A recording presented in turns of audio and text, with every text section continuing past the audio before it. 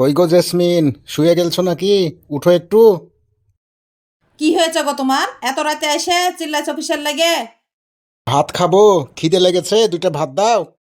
শুনো, এত রাতে আমি ভাত দিতে পারবো না। খুলে খাই লাওগা। আচ্ছা, তুমি এরকম করো কিসের লেগে? আমি না তোমার স্বামী? আমাকে ভাত খুলে খাইয়ে দেবা না? বেশি চিল্লাচিল্লি করবা না, সারাদিন বাড়ির কাজ করতে লেগে আইলে গেছি। হয় রাত 8টার মধ্যে আসবা, না হলে নিজে খুলে খাবা, আমার ছাপ ছাপ কথা।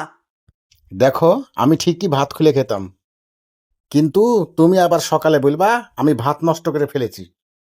আমি হাত লাগালে নাকি ভাত তরকারি সব নষ্ট হয়ে যায়।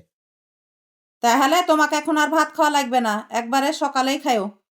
এখন আমি খিদের জ্বালায় মরে যাচ্ছি, আর তুমি বলছো সকালে ভাত খেতে? আচ্ছা ঠিক আছে, তোমাকে এত কষ্ট করা লাগবে না। তুমি শুধু প্লেটে ভাত তুলে দাও, আমি নিজেই খাই নেবো।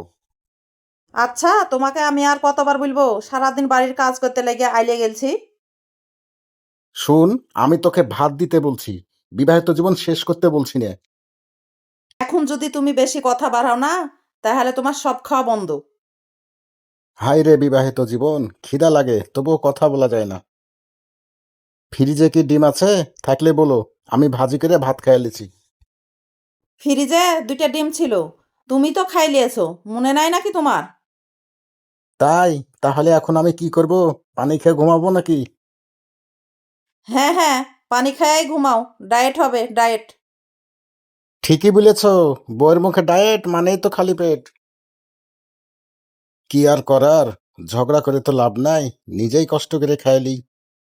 বন্ধুরা, আপনাদের বাসাতেও কি এমন হয়? কমেন্ট করে জানাও। এরকম সুন্দর সুন্দর ভিডিও পেতে চ্যানেলটি অবশ্যই সাবস্ক্রাইব করে রাখুন।